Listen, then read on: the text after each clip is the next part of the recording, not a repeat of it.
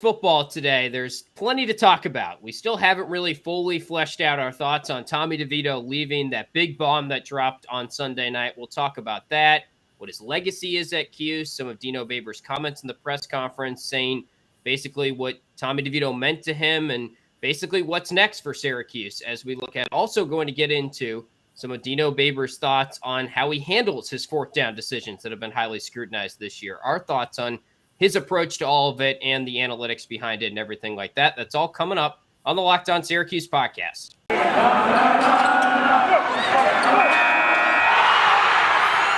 You are Locked On Syracuse, your daily podcast on the Syracuse Orange, part of the Locked On Podcast Network, your team every day.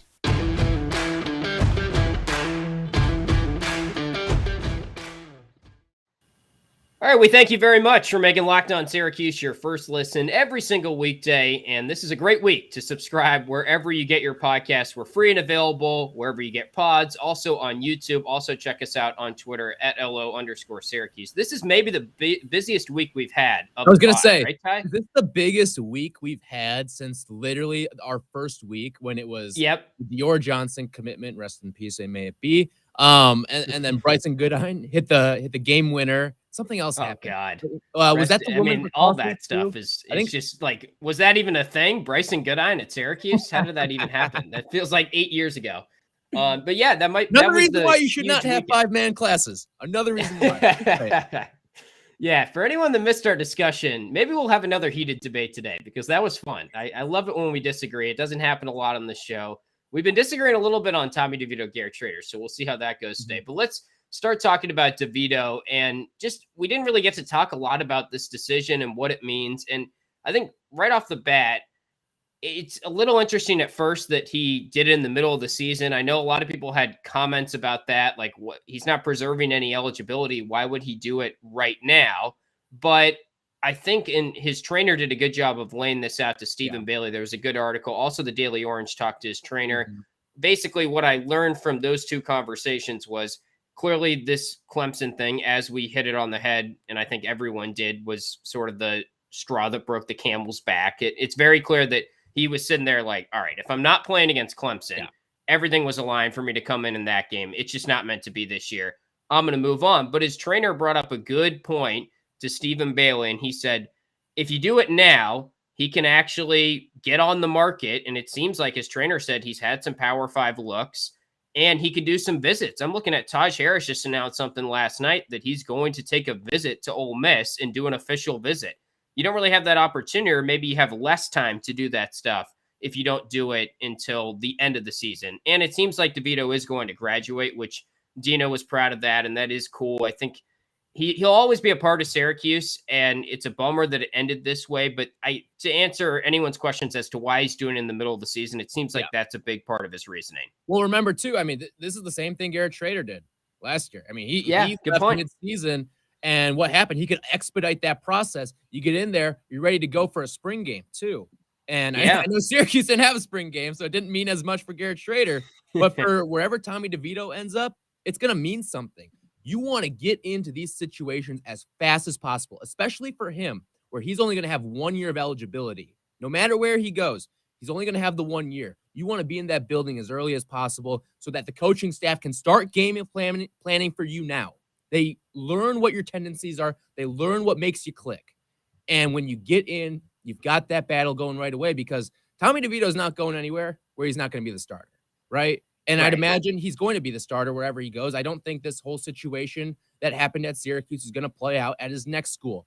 I think he's going to go in and be the starter for as many games as health will allow him to be. Yeah, it's fascinating because he's always going to be tied to Dino Babers, and mostly in a negative light now because there were high hopes. And, you know, I put out something on Twitter just yesterday on our Twitter page about if you went back to 2018 and you thought, wow, we've got Tommy DeVito, we've got Taj Harris for 3 more years, Jarvion Howard, like Nykeem Johnson was great in that 2018 season. All those guys have transferred out. I mean, we've lost a quarterback, a running back, and a wide receiver who, when you were there, your senior year was the 2018 season. That was a great year. Those 3 guys were integral parts of that 2018 team. And here they are leaving mid-season because they're basically just not in a situation to succeed. And they've completely changed the identity of their offense, which, you could argue, all right, did Dino mishandle Tommy DeVito? Should he have played him in the Clemson game to kind of keep him to stick around? But it's a tough one because I do think they have Sean Tucker. He's a special back, and they've leaned into the run-dominated offensive scheme because that's just the best pieces they have right now, and that's the best offense they can do with what they have. Well, you mentioned how they're joined at the hip, right? And I think this gets into the crux of the Tommy DeVito and Dino Babers and what their legacy is did Dino fail Tommy or did Tommy fail Dino? I think it's more Dino failing Tommy because the offensive line, the wide receivers. We talked about this, I want to say about 2 years ago now. And maybe even back when we were at Orange Fizz and talking about recruiting stuff there too. Sure. I mean, he didn't do a whole heck of a lot to beef up this offensive line to make sure that when Tommy was given the keys to the car, he was going to be held upright. You knew going in. I mean, this isn't a Tommy DeVito thing. This isn't any quarterback thing. You know that you need to keep your quarterback upright, okay? And I think Tommy had the talent to succeed, but definitely he was getting killed game in and game out.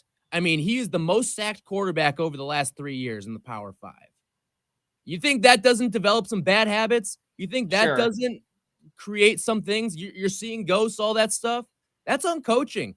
He mismanaged his development. He mismanaged the weapons around him, and most notably on the offensive line.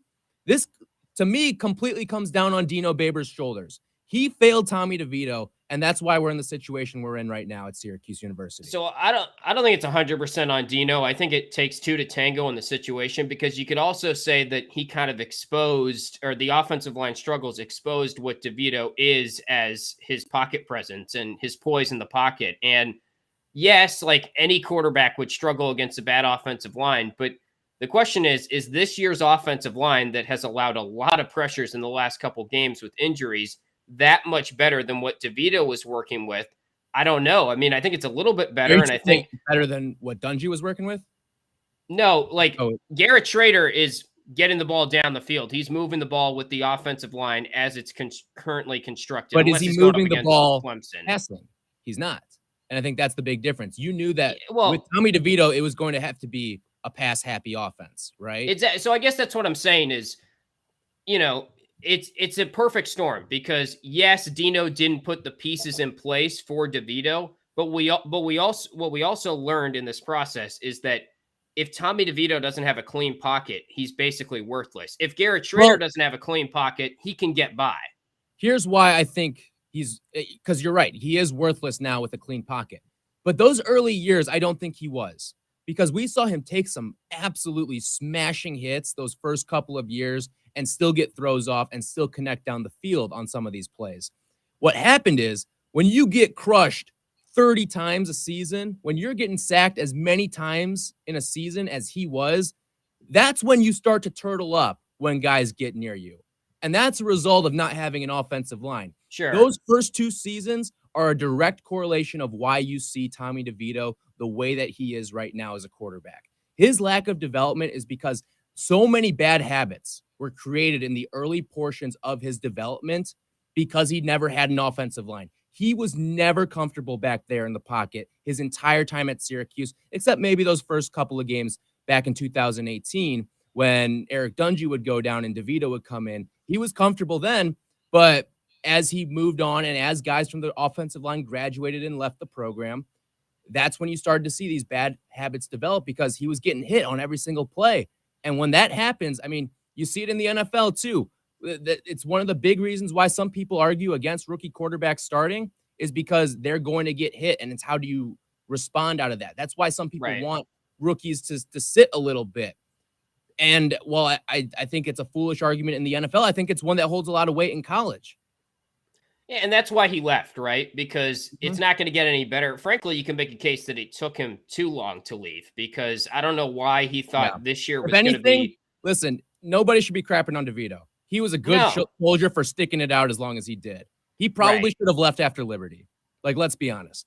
All right, college football fanatics, have you heard about Prize Picks? Prize Picks is daily fantasy made easy. I love this. I know you guys will too. They are the leader in college sports daily fantasy right now. They offer more college football props than anyone in the entire world and offer all the players you could ever think of. You can even do Syracuse players on there, other Power 5, mid-major players, whatever it is, they have it. It's pretty easy to sign up as well. All new users that deposit right now will get a 100% instant deposit match up to $100 just by using our promo code. That promo code's locked on. Again, it gets you a 100% instant deposit match up to $100. Basically, how it works is you pick 2 to 5 players on an over-under on their projections, and you can win up to 10 times on any entry. It is just you versus the projected numbers. Don't hesitate. Check out prizepicks.com and use our promo code locked on, or go to your app store and download the app today. Prize Picks is daily fantasy made easy. So getting in more to Tommy DeVito's legacy here, because I'm glad you brought that up. He's, by all accounts, been a great teammate, and everyone has come to... I'm not going to lie. You've seen the tweets this week. Yeah, that's what I was going to say. We didn't see a that lot for of Taj. tweets. We didn't see that for Jarvion. I mean, We saw a little bit for Taj. I mean, you saw a little bit, but this is literally everybody. It's alums of the program. I don't want to say I was surprised, but I feel like I haven't seen that from a guy who's transferring on a team mid-season. I think right. The players also kind of realize, okay, he may have gotten a little bit of a raw deal. Yeah, I mean, they understand. They watch football. They understand the game. They understand that this just wasn't the system that he was necessarily promised, and it just hasn't worked out. And they probably all think that he's going to be successful at his next stop, which I tend to agree with. If he finds that right place. That kind of gets back to what I've been saying this whole time about his legacy and did Dino fail him? They saw the beatings he took. They saw him get crushed game after game. They saw the play through injuries that we probably don't even know about, too. Right. Yes, that's another part of it. And just to see the outpour of support for him, I don't want to say shocking because that's the wrong word for it, but it came out and it was good to see. It was like a good surprise, if that makes sense. Yeah, and the way that Babers talked about him in his Monday press conference, he definitely understands that Tommy DeVito and him are tied at the hip, and he's his guy, and he brought him in, and he probably feels bad about the situation, just like all Syracuse fans kind of feel bad that this is how he's going to go down. But the cool thing is Babers made it clear, like, I want him to be remembered as a Syracuse guy. I want him to come back to reunions for Syracuse. He's going to graduate in December. That means something. It's not necessarily like he gave up on us, which he very easily could have done, like we said. Right. And that's the thing is they are tied together. And Dino Babers, I mean, he may have had higher. I'd have to go back and crunch the numbers of the recruits he's brought in. He may have had guys that were higher rated than Tommy DeVito and all that stuff. Tommy DeVito is the most important recruit he's had at Syracuse because he played the quarterback position, and it was supposed to be a seamless transition from when you went to Eric Dungy to Tommy DeVito. That thing split at the seams right away. And that's why this is the frustrating part for all these Syracuse fans is this was supposed to be the promised child, the guy who was supposed to start an era of sustainable success, get things back to where they were when Doug Marrone was the head coach. And it just never played out that way. Right. So I put out a poll on our Twitter page. Should Tommy DeVito have been the starter at Virginia Tech, assuming he was still on the roster? The question was, who would you have started? Right now, about 105 votes at 15 hours into this thing. Schrader is leading the vote at 75%. DeVito right at 24.8%. So basically 25% of the vote. I'm with the leading vote getter there. I think Schrader should be the starter. And I think DeVito realized that, you know, if it wasn't Clemson, if he wasn't going to start against them, then he's looking at the rest of the schedule. Virginia Tech is a pretty tough defense, so maybe that could have been a game where Schrader gets exposed. But what we've seen so far is this Schrader run-heavy offense and Sean Tucker being the guy, it's working pretty well against these bad ACC defenses. And listen, I know I was on the last show advocating for Tommy DeVito to come in.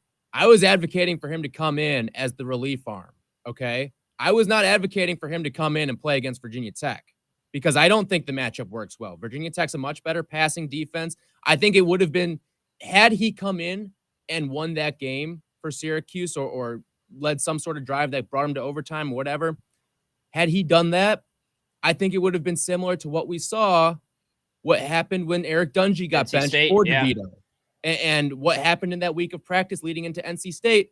Ultimately, it was the guy who was still the starting quarterback. But sometimes you do need that spark of energy off the bench. And I think DeVito, in that given situation, given the game plan you were running, he would have been the better quarterback to have out there. But against Virginia Tech, completely different ball game, completely different situation, completely different game plan. I think Garrett Schrader would have been the right guy. And our guy, Q Stan, was tweeting at us. He said, I was cussing at Tyler all podcast. And I love Q Stan. He listens to the show every day. One of my favorite listeners that we have on the show. And no, I'm not just trying to sugar you up, Dan, but I do genuinely enjoy your fandom of the show. But I listen, you had to go back to Garrett Schrader after, even if DeVito had come in. But you're right. Tommy had seen time and time again, he was not going to see the field. I mean, just go back to that Liberty game where the helmet comes off of Garrett Schrader and they opt to use the timeout instead of put in DeVito. DeVito could have gone in and handed the ball off, right? Right. But they chose. No, that sent a message for sure. Yeah. I think that should have been the writing on the wall. That should have been the moment when Tommy should have transferred, and for him to stick it out as long as he did, I think is very commendable. All right, so final thing on DeVito, we'll get into some of Dino's comments on his fourth down decision-making in just a little bit, which was interesting. But where does he end up now? I guess if you had to pick right now, Power 5 or a non-Power 5 school for him once he picks his next stop? These people that are saying he's going to end up at like VCU, I mean, guys, get a grip, all right? I mean, these are the same people who say Joe Girard's going to go play at Siena. Like, guys, right. He's not a bad quarterback. He has been beaten and bruised for 3 years now, and he just has bad habits. There is going to be a coach out there that sees a big swinging arm and is going to want to bring in a Tommy DeVito for one season, okay? It's going to depend on where programs are in their quarterback situations, but, I mean, guess what? You want to talk about someone who should – and we actually talked about this about a year ago when Garrett Schrader came in. We said, why not make the trade with Mike Leach? I mean, trade DeVito for Schrader, because that is sort of the match made in heaven right Which there. is funny. Imagine Schrader in the air raid offense. Like, now that we know him more, it's laughable that it's so obvious why Mike Leach made that call. But I think Schrader's good. He could never be an air raid quarterback. He'll never be a part of that system. Meanwhile, a guy like Tommy, I think that's a perfect fit. Yeah. I think the question now with Tommy is how quickly can he erase those bad habits, or are they just permanently there? Because it feels like he can't quite reach the potential that we once dreamed of, just because he has been sort of knocked down a peg or two here. I don't know if it's Power 5 or non-Power 5. I think he ends up somewhere pretty good. I could see like the way that Cade Forden is now. I think it is it USF or UCF? I think it's USF, the team that played NC State week 1. Maybe a school like that is where he ends up, and he'll probably put up a lot of numbers if he's in the right situation.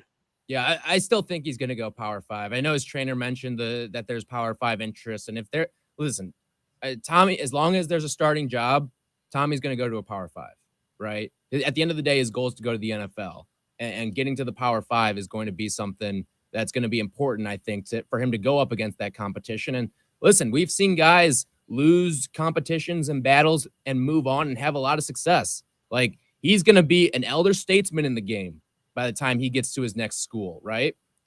What if he ends up I'm not saying he's going to reach these record-breaking levels, but that was part of the recipe for success for Joe Burrow, is that he was a graduate student. He literally could just live the football life. He essentially was a pro in his senior season, which is like what Tommy DeVito is going to be. He is essentially going to be a pro, probably taking 1 or 2 classes at whatever his next. And I imagine that's what Kenny Pickett is doing. I mean, he's been there 8 years. So and look at the success Pickett is having. These guys that are older just naturally are going to have more success. And I think he might play in those first couple of games and be upright for a good portion of them and say, you know what, the old Tommy DeVito is here to play.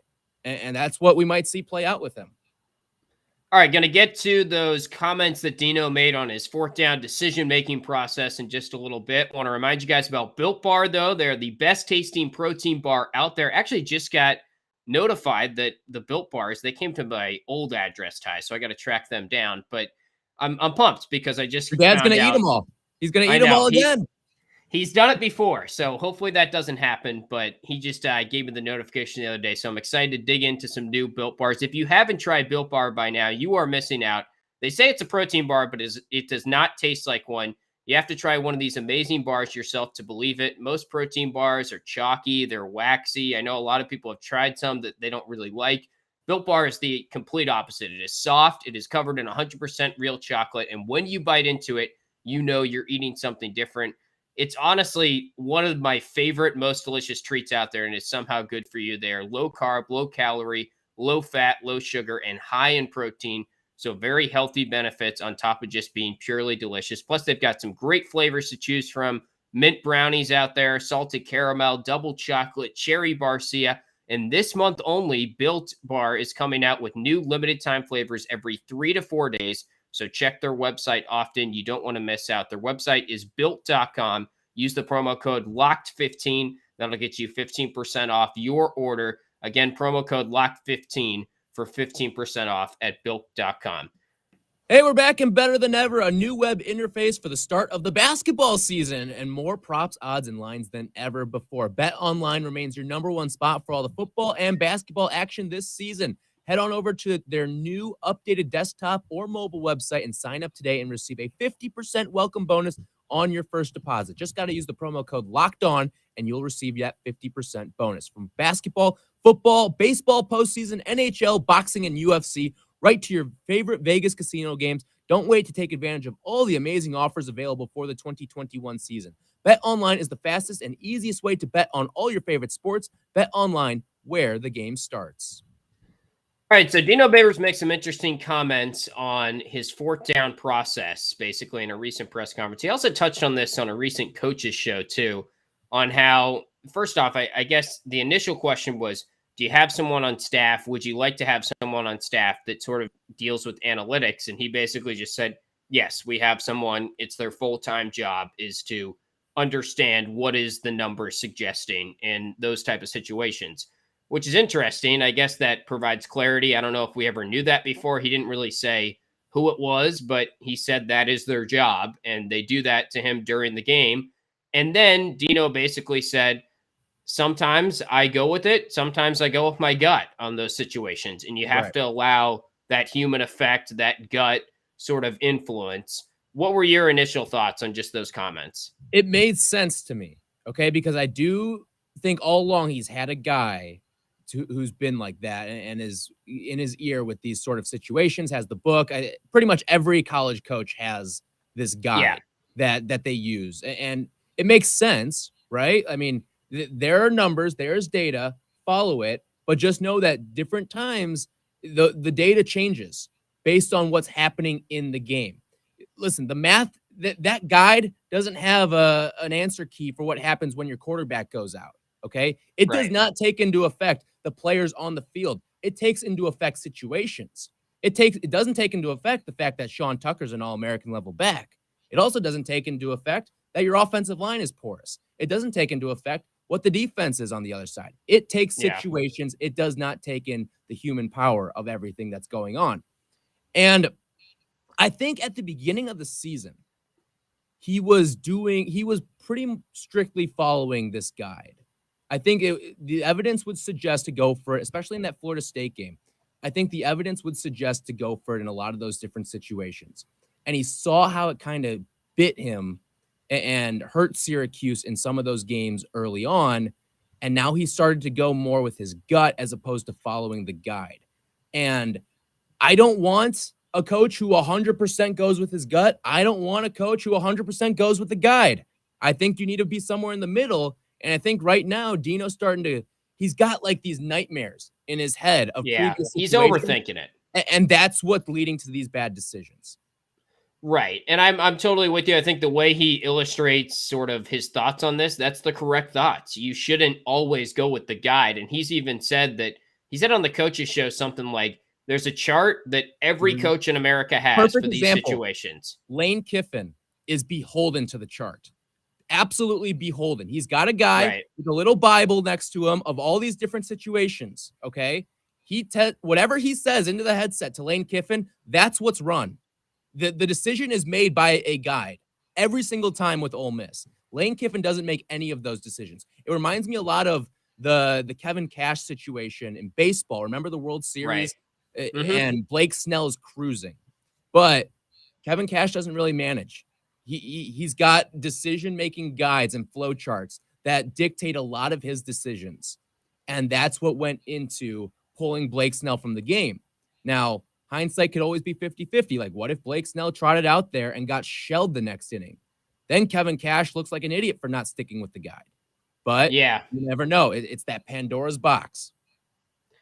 I will say, it seems like when he goes with his gut, he's not succeeding right now. And that's unfortunate, but maybe it's a string of bad luck, but it is what it is. That's why I think it is more of a string of bad luck, too, because I think the early decisions dictated what he's doing right now. And he saw the failures that happened against Florida State, and that's weighing on his brain way too much when he's making the rest of these decisions.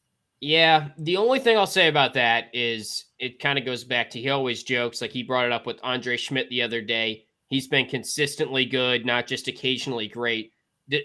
Dino has just been consistently bad at time management. And when you have to make a quick decision, things have just seemed to speed up on him. And that's never been a strength. I know he's been a coach for a while. He'd be better at it than I am. I'm not saying it's easy, but I mean, he's right up there with some of the worst coaches in the country right now, in my opinion, of time management and making quick decisions. And calling the timeout before that field goal speaks to just how he had to process things and how he had to take time. And it just made no sense to call that timeout. Any other coach would have been 2 steps ahead. Yeah, timeouts should be made for players, not for coaches. And what I mean by that is you call a timeout to impact something on the field that the players are doing. You don't call a timeout to buy yourself some more time to make a decision. Right. And it goes back to the 2-point conversion play. Like, okay, you say, well, I saw that, and it's, the way we scored that touchdown and all the momentum. Like, what did he think? That when we scored the touchdown, the dome was going to be silent and we just weren't going to have momentum and we were going to go into the extra point, like heads down, like hoping that we would somehow force overtime? Of course there's going to be momentum. I think that's fine and all. Like, he said that, but I think it was more the lack of sense of urgency from the players, because the offense was trotting out there and they still had the 40 frozen on the play clock. You can go watch back the tape from ESPN too, and you can hear the color analysts say they're going to go for 2 here, and there's still like 38 seconds on that play clock. Yeah. So at that point, it's on Gilbert. It's on whoever's upstairs. Now, don't get me wrong. Dino has also bitten himself in the ass there by not having a timeout left. Sure. Yeah, that's a good point. He also just, and we've rehashed that 2-point play, but I think you just have to make sure the players understand that there is some urgency there. I don't know how you do a better job of that, but it's probably goes back to just better communication at the start of the drive. And listen, the offensive coaching, and Dino Babers falls under the offensive coaching umbrella here, has been piss poor this entire season. It has been, and it's cost this team games. When you're losing a 3-point game, 3-point game, 3-point game, that's not coincidence. That's bad coaching. That's a trend that you have created by not having your team ready week in and week out in little facets of the game. And time management is one that has really doomed this program pretty much all season long. Right. And he says, I wouldn't have changed my decisions. I think that's the right thing to say. I don't think he should ever get behind that podium and be like, I botched, but in deep down, I think he understands that he has some evaluating to do on this aspect of the game. He needs to be better. Down, decision-making wise, the only one I've had a problem with is going for it on, or not going for it on that 4th and 1. The 4th and 1 against Clemson is the only one I've taken a true exception with. Yeah.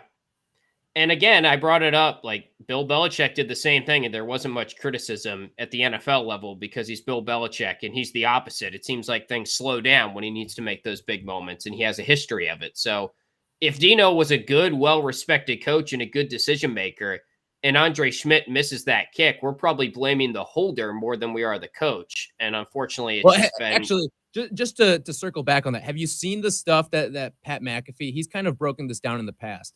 It's not on the holder. It's actually on the snapper on that. Okay. Well, because I don't know the specifics, but however the laces went out. Yeah, the laces went out. At the end of the day, it's a botched special teams execution there. But as a holder, it is tough to spin that football around in time where it's not going to disrupt the kicker's routine and execution of the kick. Yeah, the operation is what I'm blaming. This is a better way of putting it. You know how to fix those operations? Get a coach. Get a coach that is okay. This is another thing I looked up too. Okay, I started digging through programs across the country. The bottom of the barrel. Okay, you know who's got a special teams coordinator? UConn. You know who's got a special teams coordinator? UMass. You know who's got did you hear what Dino said in his presser today or Monday?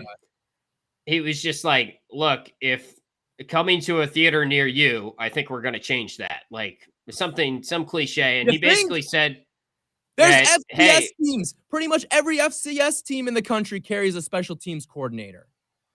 Like, it took you this long to realize it?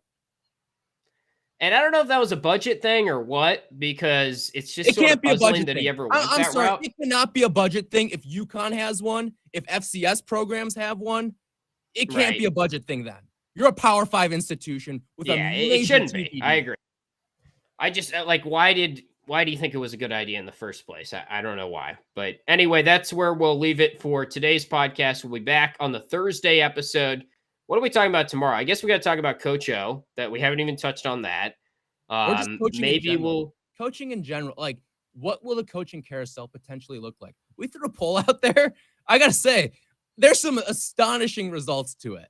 And I know Twitter polls aren't the be all end all, but I can't believe there's this many people that want Dino Babers back next year. I can't believe it. Yeah, well, they've been competitive, I guess. That's the positive this year. It's been better than last year, certainly. But all right, we'll put a pin in our conversation on football for today. We will start to preview Virginia Tech later in the week. We'll also have some thoughts on Chris Bunch's decision that's coming Thursday at 5 p.m.